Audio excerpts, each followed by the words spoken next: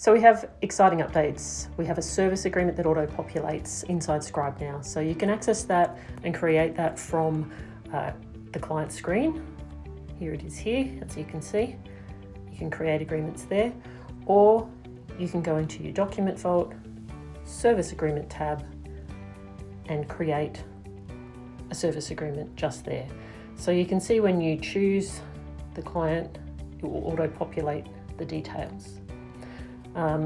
So let's go with Freddie. You can see all the details are popped in there, the provider email, and then you can select any of the items that you're going to use inside the service agreement. You can give the approximate number of hours per week, let's say 15 hours per week, or you can just NA that. We're still seeking feedback, but let's just say weekdays, weekends. Now the pricing area, so all the codes, so you can see custom codes that you've made, or I've made in this case, as well as the most popular codes that are preloaded into the app. So you yourself can add in any code you want to over in settings and it will appear here. So let's choose social and community, and let's say we're going to do 10 hours per week, 48 weeks a year, and that's the yearly amount there. So you can add another, let's try and add something else. Let's add a Saturday in as well. Let's say we're going to do 5 hours on a Saturday. You can see the rate preloads. Now that's the rates that are over in your settings, and you can edit those too if you want to. So that gives us the total there, and then let's add some travel in as well, just to show you. Let's add that in, and let's say we're going to do 30 kilometres a week. Over 48 weeks, there's the total. So that gives you the total amount for the year, 58,872. And you can add as many line items as you need. Then you can detail the other non-face-to-face items if you want. So let's say it's $70 travel time that you're going to charge per hour. If you're doing that, $70. Your kilometres, $1.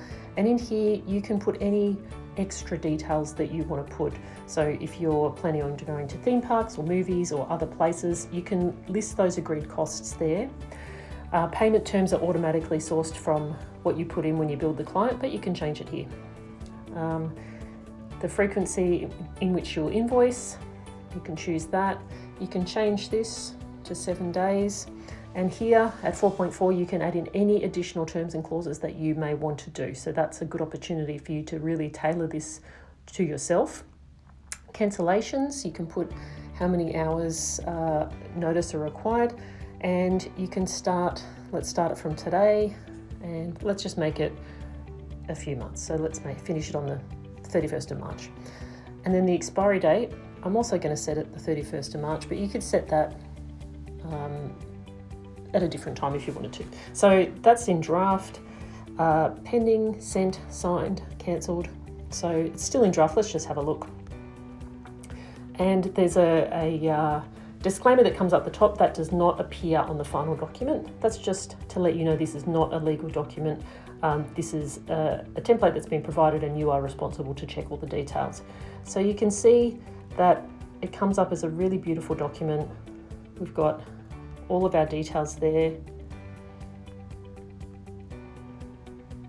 Responsibilities, terms of agreement, a place for your participant to sign, and that's that. So it's pretty comprehensive.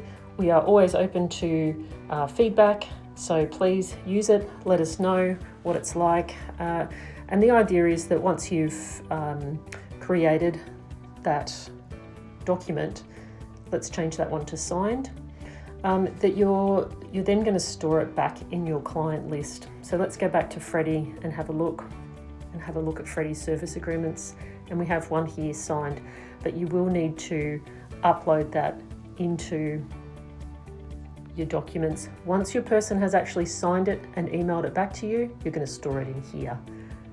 So that's service agreements. Hopefully make your life a little bit more simple.